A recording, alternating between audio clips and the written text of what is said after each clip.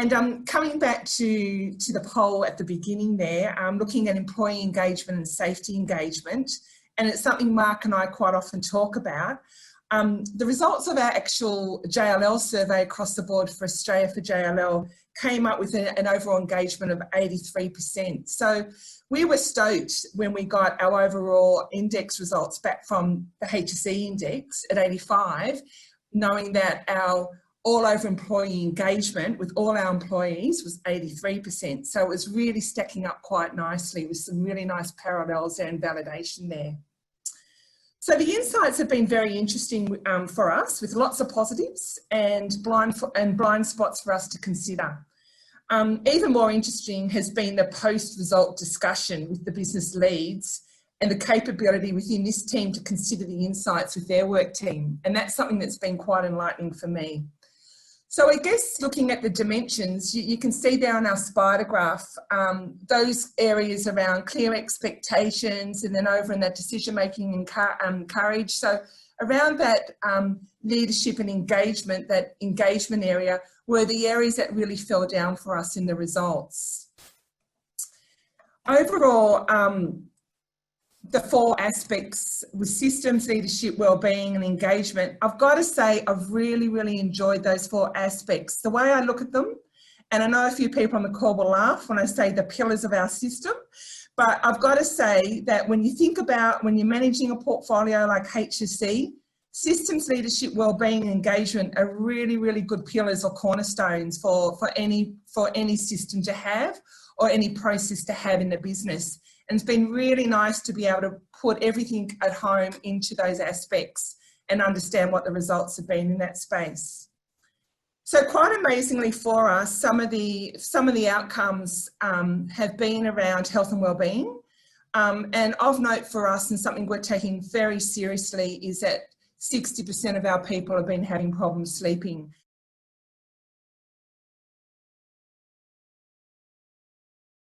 A couple of our at-risk behaviours, and we've picked out some of our stronger positive behaviours. So what we're supplying here for you is a nice look and see at our slice and dice across Australia from where we do work and where we are located.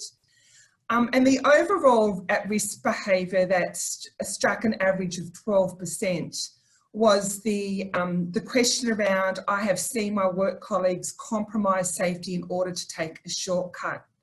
Now that was quite surprising for us, particularly in some of our areas. It's a fairly general question, but obviously this is just not about our internal focus that we have on safety, but it's our supply chain and how we manage contractors and how contractors are manage us. And that's a really good discussion to drill down into when you start talking about time, response and the like. Another overall finding was one that was of concern for us, especially when you see some of those really hard words there around being subjected to or witnessing unjustified criticism, verbal abuse, humiliation, or any other forms of bullying. There's some strong words there, and this is the one that's really, as you can imagine, when you have the debrief and start unpacking that with your leadership team, to have that hard discussion just to reassure people. Now, it's fairly general. When you talk about the actual numbers behind these percentages are quite low, but it's something that we can't disregard, the experience of this at all being anywhere close to our workplace. So it's a focus area for us.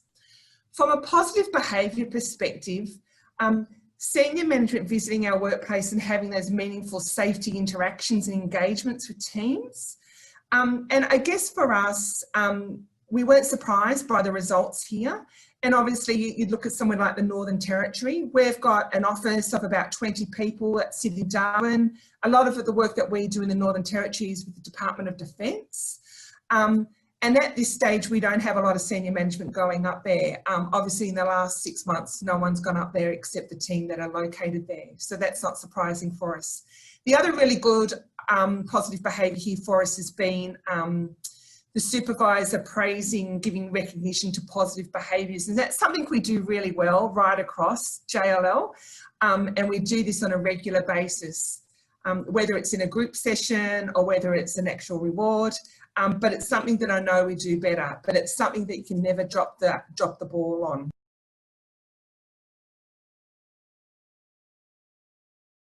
I really love this slide. And what we did here was we took our top results with our lowest results and we just put them on a benchmark. And you can see from team deadlines down some nice bunching of leadership and engagement particularly areas there that had the results for us. So I guess that the areas around time pressures, team deadlines, consulting on change, conflicting expectations all fit quite nicely together as a really good engagement piece to work on.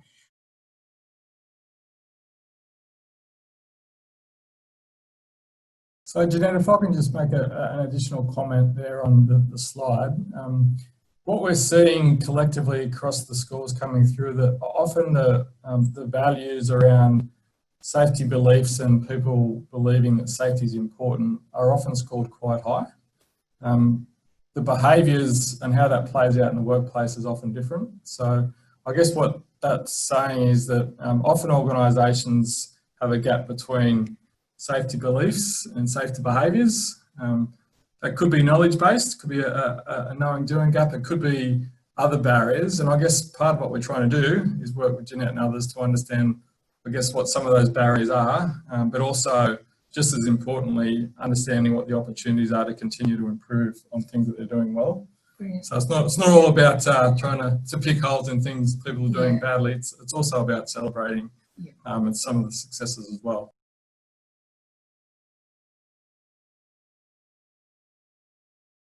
So was the Health and Safety Index just rolled out to employees? Yes, it was. But absolutely, when we, Nathan, as we move into next year and we run the index again, we are looking at running it out to contractors, to head contractors, and to their teams of subcontractors as well, absolutely. Especially our key contractors.